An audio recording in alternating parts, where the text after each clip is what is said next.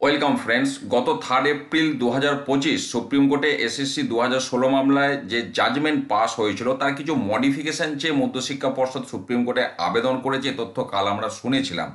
তো সেটাই সুপ্রিম কোর্টে রেজিস্টার হয়েছে, ওয়েবসাইটে সেই আপডেট সামনে এসেছে। আমি সেই তথ্যই শেয়ার করছি। দেখুন, এখানে West Bengal Board of Secondary Education versus Baishakhi Bhattacharya 7ই এপ্রিল এটা রেজিস্টার হয়েছে। এবং বিশেষ করে যে বিষয়টি বলার জন্য আমার এই ভিডিওটা নিয়ে আসা, এখানে দেখুন পার্টিকুলার বলছে অ্যাপ্রোপ্রিয়েট অর্ডার ডিরেকশন, অর্থাৎ আরও একটু অ্যাপ্রোপ্রিয়েট অর্ডার বা ডিরেকশনের জন্য এই আবেদন করা হয়েছে।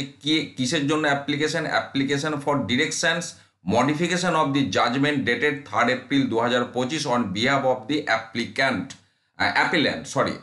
অর্থাৎ যে 3 এপ্রিল যে জাজমেন্ট পাস করেছিল সুপ্রিম কোর্ট, সেই বিষয়ে কিছু ডিরেকশন অথবা ওই জাজমেন্টের মডিফিকেশন গতকাল কি আবেদন করেছে সে তথ্য আমি ডিটেলসে আপনাদের সাথে শেয়ার করেছি। মূলত যারা টেন্টেড হিসেবে চিহ্নিত নয় তাদের চাকরিটা 2025 শিক্ষাবর্ষ অর্থাৎ 31শে ডিসেম্বর 2025 পর্যন্ত অথবা নতুন রিক্রুটমেন্ট প্রসেস শেষ হওয়া পর্যন্ত, যেটা আগে ঘটবে সেই দিন পর্যন্ত যেন তাদের চাকরিটা বহাল থাকে। বিভিন্ন যুক্তিতে সেটা তারা প্রেয়ার করেছে। এবার এখনও এটা আপনার গতকাল 17টা 34 মানে আপনার 5টা 5:30 নাগাদ এটা এন্টার হয়েছে ওয়েবসাইটে।